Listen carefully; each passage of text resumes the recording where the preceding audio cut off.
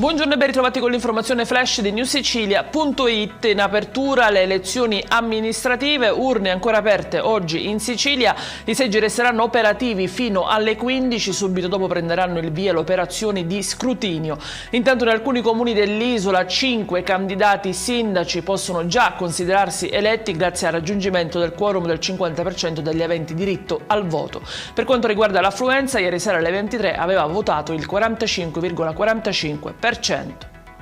Sono un catanese di 21 anni e un giovane dello Sri Lanka di 23 anni, le vittime del drammatico incidente che si è verificato nella notte a Catania, all'incrocio tra via Umberto e via Musumeci. I due giovani viaggiavano rispettivamente a bordo di una moto e di uno scooter che per cause ancora in fase di accertamento si sono violentemente scontrati. I finanzieri di Palermo hanno arrestato un uomo residente a Partinico sorpreso mentre avrebbe ceduto cocaina nei pressi del mercato settimanale. Nel muro dell'abitazione di casa sono stati invece trovati circa 70.000 euro in contanti.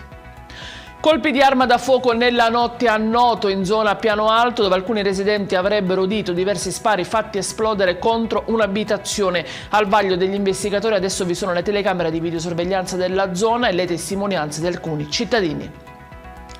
Il conducente dell'auto che ha investito due sorelle siciliane a Milano è finito agli arresti domiciliari. A causa del sinistro la sorella maggiore è morta poco dopo l'impatto avvenuto sulle strisce pedonali di via Carnia mentre le due attraversavano la strada. Il 39enne guidava ubriaco e sotto l'effetto di sostanze stupefacenti.